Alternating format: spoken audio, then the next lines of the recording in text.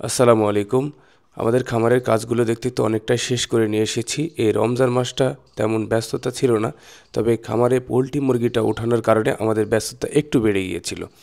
তো গরু এবারে কম রেখেছি, কারণ গতবারে গরু নিয়ে খুব সমস্যায় পড়েছিলাম, কারণ বড় গরুগুলো তৈরি করলে আমাদের উত্তর অঞ্চলে বিশেষ করে এখান থেকে গরুগুলো বিক্রি করা খুব সমস্যা হয়।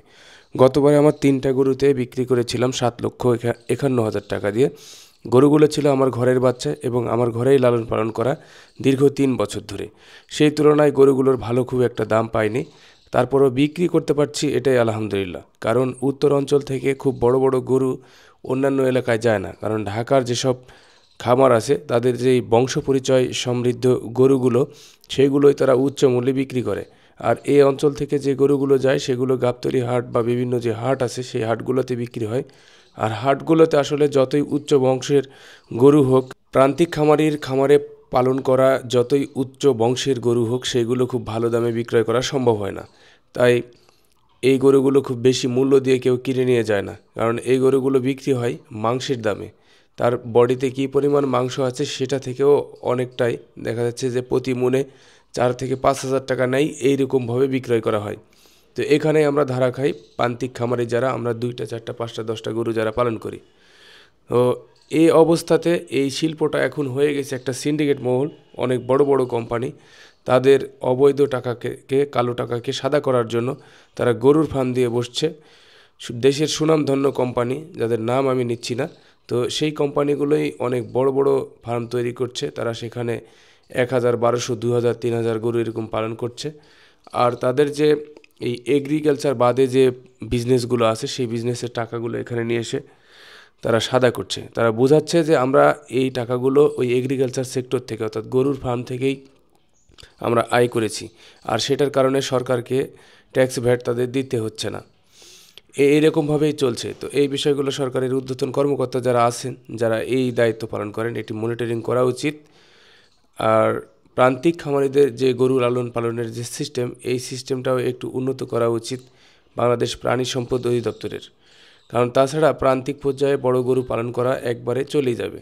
কারণ আমি পালন করে বুঝেছি যে বড় গরুতে কী পরিমাণ খরচ হয়, আর সেই গরুগুলো থেকে কী পরিমাণ মানে লাভ আসে সেটাও বুঝতে পেরেছি। তো এরপর থেকে আমি সিদ্ধান্ত নিয়েছি যে বড় গরু করবো না, ছোট গরুতেই থাকবো। তো এই অবস্থায় আমি এবারে গরু ক্রয় করতে যেয়ে আমাদের একটু মানে টাকার ক্রাইসিস ছিল। একটা জমি নেওয়া হয়েছিল, এই জমিটার কারণে হচ্ছে আমি গরুটা উঠাতে পারিনি। তো আলহামদুলিল্লাহ একটা গরু কিনেছিলাম, এর মাঝেই হচ্ছে আমাদের ওই জমিটার কথা হচ্ছিল শহরে। তো এইটার কারণে আর গরু উঠানো হয়নি, একটা গরুই আছে। তো পরবর্তীতে গরুর মূল্য বৃদ্ধি পেয়ে যায়, বাজার যে মূল্য ছিল সেই মূল্য থেকে গরুগুলো ক্রয় করলে খুব একটা বেশি লাভ হতো না। আর এই চিন্তা থেকে গরুগুলো ক্রয় করিনি। তো গরুর জন্য আমার তেমন ঘাসের জায়গাও ছিল না, আমার যে লোকটা কাজ করতো সেও এখন নাই আপাতত। তো এই অবস্থায় হচ্ছে আমাকে নিজেই ঘাস চাষ করতে হচ্ছে অল্প একটু জায়গাতে। বাড়ির এই একদম খামারের সাথেই যে জায়গাটি, এই জায়গাটিতে অল্প একটু জায়গায় ঘাস চাষ করছি। আর এই দেশি মুরগিগুলো এই ঘাসগুলোকে একেবারেই নষ্ট করে দিয়েছে। তো তারপরেও দেশি মুরগিগুলো সব একবারে বিক্রি করে দেওয়া হয়েছে, বা বাড়িতে খাওয়ার জন্য অনেকগুলো প্রসেসিং করে ফ্রিজে রাখা আছে যেগুলো খাওয়া যাচ্ছে। তো এই অবস্থায় এখন মোটামুটি মুরগি নাই। তো ঘাসগুলো এই একবারে শেষই হয়ে গেছিলো, সেখান থেকে আবার গজাচ্ছে দেখে আমি সুন্দর করে এগুলোকে পানি দিয়ে এবং পরিচর্যা করে সার পাউশ দিয়ে ব্যবস্থা করছিলাম এগুলোকে আবারও জিন্দা করার। তো এই অবস্থায় আজকে ঘাসটাতে পানি দিলাম সুন্দরভাবে। আর এই যে বড় ঘাস একটা সাইডে রাখছিলাম, ওখান থেকে যে মিসিং আছে যে জায়গাগুলো, সেখানে কাটিংগুলো যাতে দিতে পারি, তো কাটিংগুলো প্রস্তুত করে নিয়ে সেই কাটিংগুলো সেগুলোতে এই মিসিং জায়গাগুলোতে বসায় দিয়ে সুন্দরভাবে সেচটা দিয়ে দিলাম। সেচ দেওয়ার পরে এরপরে হচ্ছে সারটা দিয়ে দিয়েছি।